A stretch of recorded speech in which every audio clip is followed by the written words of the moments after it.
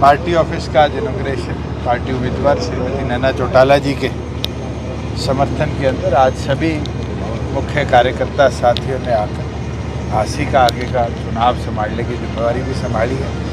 और मैं मानता हूं कि जो 36% वोट मेरे को 2014 में मिले थे, हमारा टारगेट है कि उसको भी बढ़ाने का सभी कार्यकर्ता मिलकर काम करें और एक नया इतिहास आसी की धरा पर रचने का काम कांग्रेस और आने वाले समय में आसी लोकसभा के जीत के मार्जिन में एक अहम भूमिका निभाने का काम करें। कांग्रेस की तरफ से जो अपने जेपी हैं वो आ चुके हैं मैदान में, अब सारे चेहरे दिख रहे हैं। चलो अभी तो किससे टक्कर ऐसी मानते हैं मजबूत टक्कर होगी? अभी तो कैंडिडेट घोषित हुए हैं और असली चुनाव तो नामांकन के बाद चलेगी, मगर मैं मानता हूँ हिसार में अच्छा त्रिकोणीय मुकाबला होगा और मजबूती के साथ कार्यकर्ता इस गढ़ को जीतने का काम करेंगे। सर, रणजीत चौटाला जी का बयान आया था कि हिसार में केवल कांग्रेस और बीजेपी की टक्कर रहने वाली है। अभी तो चुनाव शुरू हुआ है, आप आज के उनके बयान से मत पूछो, 10 दिन बाद पूछ लें। और जैसे जैसे त्रिकोणीय मुकाबला बढ़ेगा, हिसार अपनी पहली महिला सांसद को चुनने का निर्णय करेगा। हांसी से जो जजपा के बड़े चेहरे थे राहुल मक्कड़, वो आज ही कांग्रेस ज्वाइन कर रहे हैं, उसका कई बार जिक्र भी आज से हुआ है। मेरे संज्ञान में आया है और मैं उनको शुभकामनाएं देता हूँ उनकी नई शुरुआत। आपने कहा था उनको देखकर कि एक जगह पड़ा हुआ पत्थर भारी हो जाता है, मैंने उनसे पूछा, उन्होंने कहा कि पत्थर के नीचे की मिट्टी ही चली गई थी, हम क्या करें। आज एक कहावत है, मैंने ना किसी व्यक्ति के लिए कहा कि ठोड़ पे पड़ा पत्थर भारी होता है, और कार्यकर्ता से मजबूत कोई नहीं होता। कार्यकर्ता मजबूती से खड़े रहे तो अच्छे परिवर्तन में अपनी हिस्सेदारी।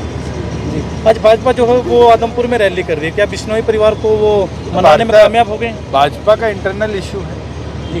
4.5 साल तक आप सरकार में रहे, कहीं कोई ऐसा कोई फैसला जो आपको यूँ लगता हो कि मेरी गलती से वो हुआ है, या हमने किसी तो अफसोस होता किस फैसले का? प्रदेश को आगे चलाने के लिए अनेक निर्णय लिए और सभी निर्णय प्रदेश की प्रगति में लाभकारी है। चाहे वो महिलाओं की हिस्सेदारी हो, चाहे इंडस्ट्रीज़ को लाना हो, चाहे प्रदेश के अंदर बैकवर्ड को पंचायतों में 8% हिस्सेदारी देना हो, रोड नेटवर्क दुरुस्त करना हो, मंडियों की व्यवस्था सुधारनी हो, 2 दिन में किसान को पेमेंट करनी हो।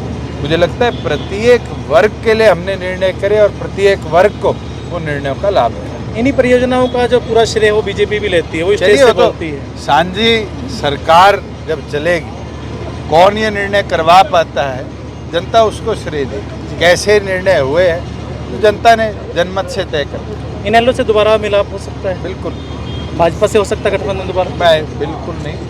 आज हम 10 के 10 उम्मीदवार मैदान में उतारेंगे, बचे 5 की सूची भी देर शाम तक आ जाएगी और मजबूती के साथ 10 की 10 लोकसभा सीटें लड़ेंगे और करनाल का उपचुनाव। सर, आपने भाषण में रेलवे लाइन का जिक्र किया, हांसी से रोहतक तक, उसका क्रेडिट कांग्रेस भी ले रही है। चलो, क्रेडिट के खेल के अंदर जनता तय करती है किसके कार्यकाल में पूरा हुआ, किसने जो दिक्कतें आई उसको रिजॉल्व करवाया और कैसे समय पर नहीं कंप्लीट हुआ। मगर आज कंप्लीशन के बाद एक सुविधा आसी की जनता को उस रेलवे लाइन की कनेक्टिविटी से दिल्ली से सीधी मिली। चौधरी रणजीत सिंह जी जजपा और इनेलो प्रत्याशियों को बच्चे के रूप में कह रहे हैं, आप उनको किस रूप में कहेंगे? चलो, मैदान है, दंगल है, तो दंगल में जो पटकनी दे दे वो मजबूत और जो रह जाए वो रह जाए। अब इसमें बच्चा भी दंगल में पटकनी दे सकता है और बूढ़ा भी दे सकता है। पर राहुल मक्कड़ के बारे में आपने ये भी कहा था बाहों में लेके, इसको जान कौन ही दूँ?